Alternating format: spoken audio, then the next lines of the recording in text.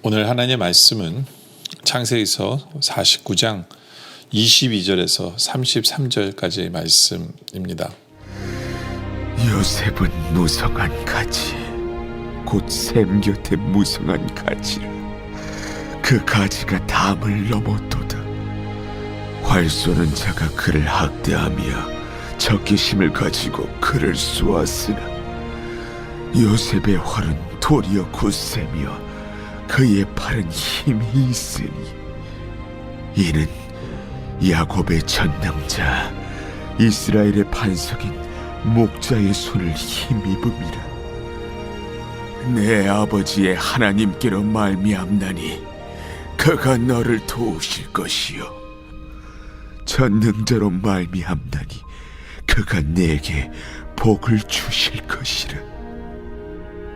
위로 하늘의 복과 아래로 깊은 샘의 복과 젖먹이는 복과 태의 복이리로다. 내 아버지의 축복이 내 선조의 축복보다 나아서 영원한 산이 한없음같이 이 축복이 요셉의 머리로 돌아오며 그 형제 중 뛰어난 자의 정수리로 돌아오리로다. 베냐민은 물어뜯는 일이라. 아침에는 빼앗은 것을 먹고 저녁에는 움킨 것을 나누리로다. 이들은 이스라엘의 12지파라. 이와 같이 그들의 아버지가 그들에게 말하고 그들에게 축복하였으니 곧 그들 각 사람의 분량대로 축복하였더라. 그가 그들에게 명하여 이르되 내가 내 조상들에게로 돌아가리니 나를 햇사람 에브론의 밭에 있는 굴에 우리 선조와 함께 장사하라. 이 굴은 가나안 땅 마므레 앞 막벨라 밭에 있는 것이라. 아브라함이 햇사람 에브론에게서 밭과 함께 사서 그의 매장지를 삼았으므로 아브라함과 그의 아내 사라가 거기 장사되었고 이삭과 그의 아내 리브가도 거기 장사되었으며 나도 레아를 그곳에 장사하였노라. 이 밭과 거기 있는 굴은 햇사람에게서 산 것이니라. 야곱이 아들에게 명하기를 마치고 그 발을 침상에 모으고 숨을 거두니 그의 백성에게로 돌아갔더라.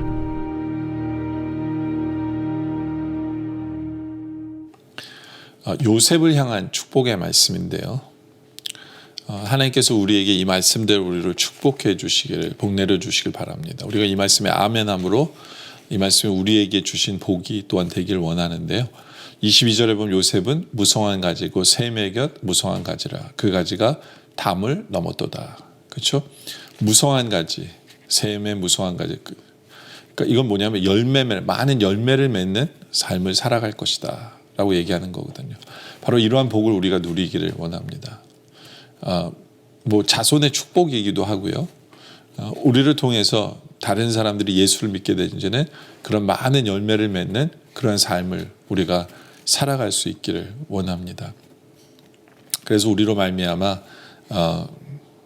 정말 우리와 우리 자손들이, 우리 자녀들이 많은 영혼들을 주님께로 인도함으로 말미암아 하늘의 큰 상급을 쌓는 바로 그러한 열매를 맺는 우리들이 되어지기를 원합니다. 또 23절에 보면 활 쏘는 자가 그를 학대하며 적개심을 가지고 그를 쏘았으나, 이건 그의 형제들이 한 일을 얘기하는 것 같아요. 그렇죠? 요셉을 향해 활을 쐈어요. 죽으라고 쐈죠. 어떤 면에서는 그를 애굽에 팔아버렸죠. 종으로 팔아버렸어요. 그럼 어떻게 돼요? 24절에 요셉의 활은 도리어 굳세며 그의 팔은 힘이 있으니 이는 야곱의 전능자 이스라엘 반손을, 목자의 손을 힘 입음이라. 그렇죠? 오히려 역전됐죠. 그렇죠? 형들은 오히려 그를 죽이려고 했는데 뭐 종으로 팔려고 했죠. 예. 그런데 하나님의 역사를 통해서 역전케 돼서 요셉이 오히려 더 힘이 세지는, 더 놀라운 힘을 갖게 되어지는 바로 그 역전의 역사를 일으키는 그 복을 받았다라는 거죠. 우리에게도 그런 복이 있길 원해요. 항상 우리에게 어떤 힘들고 어려운 일이 생겼을 때 그걸로 끝나는 것이 아니라 하나님이 오히려 그걸 역전시켜줘서 바로 그 힘들고 어려운 일 때문에 오히려 더 우리가 강해지고 힘이 세지고 더 형통케 되어지는, 그래서 하나님의 뜻을 이루고 하나님께 쓰임받는 바로 그러한 요셉이 누렸던 복을 우리도 받기를 원합니다. 그렇죠? 네, 정말 요셉이 감옥에 안 갔으면 총리가 못 됐잖아요. 애굽으로 팔리지 않았으면 그 많은 사람들을 살릴 수 없었어요. 그렇잖아요.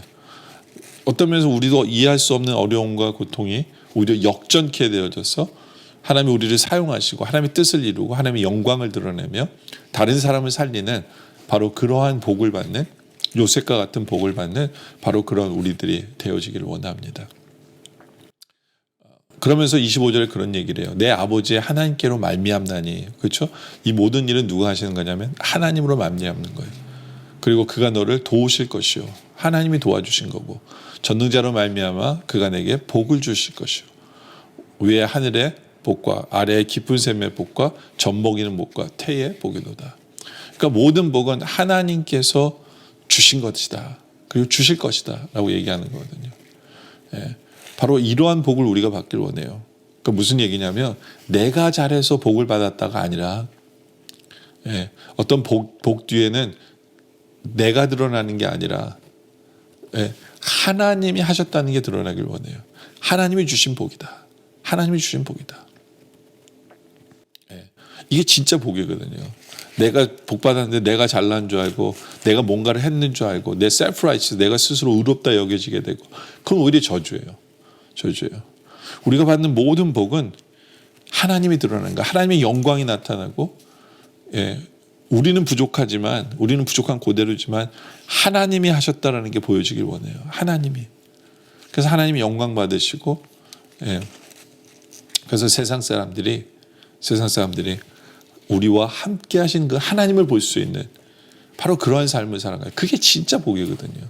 진짜 복이거든요. 바로 그러한 삶을 살아가는 것이 바로 우리들이 되어지기를 원합니다. 그러면서 27절에 보면 베냐민에 대한 복이 나와요. 베냐민은 물어뜯는 일이라 아침에는 빼앗은 것을 먹고 저녁에는 움킨 것을 나누리라.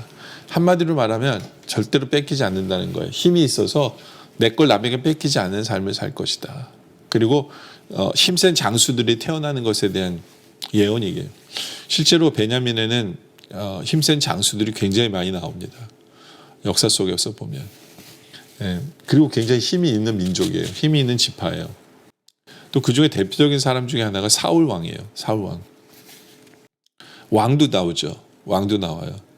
근데 문제는 이거예요. 하나님께서 그런 힘을 주셨어요. 파워를 주셨어요. 근데 그럼 겸손하게 받아야 되잖아요. 겸손하게. 근데 교만해지잖아요. 사울 왕이 교만해져서 결국은 하나님께 주신 복이, 하나님께 주신 파워가, 하나님께 주신 능력이 오히려 저주로 바뀌는 것을 보게 되거든요. 그러니까 하나님께서 우리에게 어떤 능력이라는 복을 주시잖아요. 능력이라는 복을 주시면 우린 겸손해야 돼요. 겸손해야 돼요. 하나님이 주신 것임을 기억해야 돼요.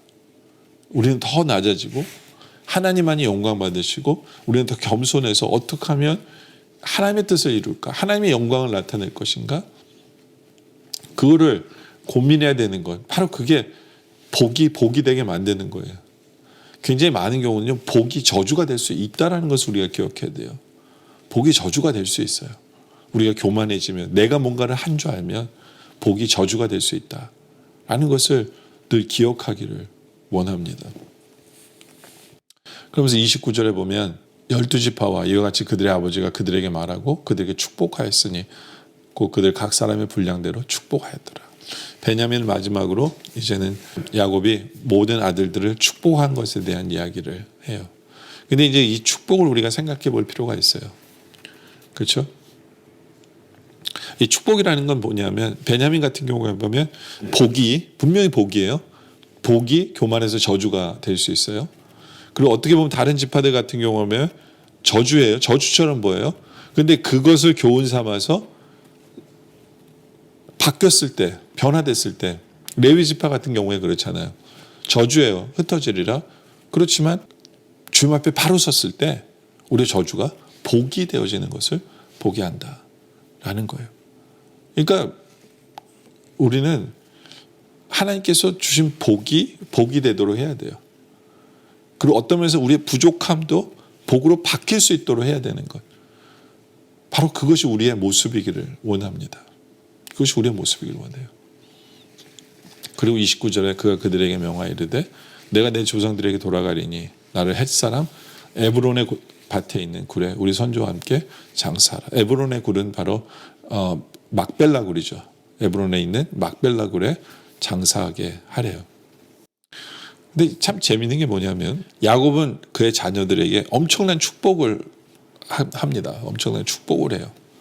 엄청난 축복을 하는데 결국에는 야곱이 돌아갈 곳은 그냥 작은 무덤 하나예요. 막벨라 굴. 그러니까 실제로 소유한 땅은 이거밖에 없어요. 아브라함의 때 그 조그만 굴. 그렇죠? 조그만 굴. 그러니까 엄청난 축복은 하는데 실제로 이 땅에서 소유한 건 그거밖에 없어요.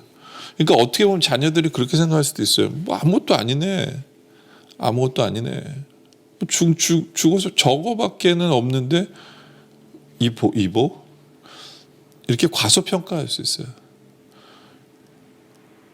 근데 우리가 분명히 알아야 돼요. 분명히 알아야 되는 게 뭐냐면 이 땅에서 우리가 누리는 게 다가 아니거든요.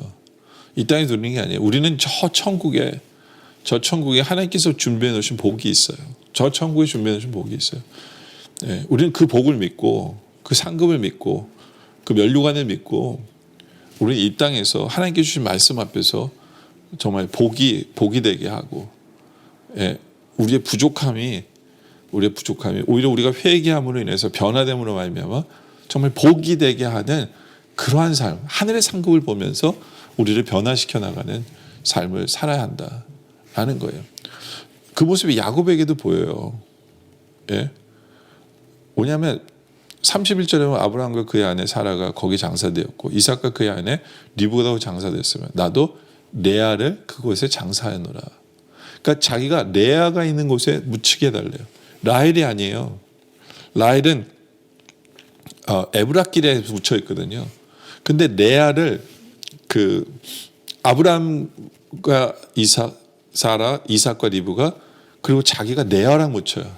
굉장히 중요한 의미예요. 자기는 솔직히 누굴 더 좋아해요? 라헬을 더 좋아했어요. 그런데 자기가 원하지 않게 첫 와이프가 레아가 된 거예요. 하나님의 뜻인 거죠. 어떻게 보면. 그러니까 어떻게 보면 레아를 처음엔 싫어했지만 죽음을 앞에 놓고 결국에는 야곱은 레아를 인정하는 거예요. 하나님의 뜻이니까. 하나님의 뜻이니까 그걸 인정하고 받아들이는 바로 그런 삶.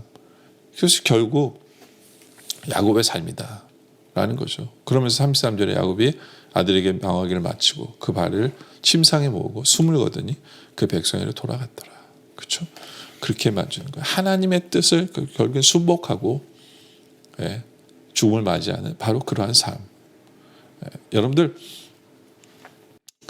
정말 요셉에게 주었던 열매 맺는 삶을 우리도 살길 원하고요. 역전의 삶이 우리의 삶이 되길 원하고 하나님만이 드러나는 삶을 우리가 살아가길 원합니다. 그리고 복을 주셨을 때 겸손해서 복이 되는 삶을 살길 원하고요. 저주도 어떻게 보면 내 죄로 인해서 안 좋은 것을 회개함으로 인해서 변화돼서 복이 되는 삶을 살아가는, 바로 그런 삶을 살아가는 우리 모두가 되어주시길 주님의 이름으로 축원합니다. 기도드리겠습니다. 아버지 하나님, 사랑의 하나님 아버지, 많은 열매 맺는 삶을 살게 하여 주시옵소서. 하나님의 능력으로 역전의 삶을 살아가게 하시고 우리의 모든 것 위에 하나님이 하신 것임을 드러나게 하여 주시옵소서.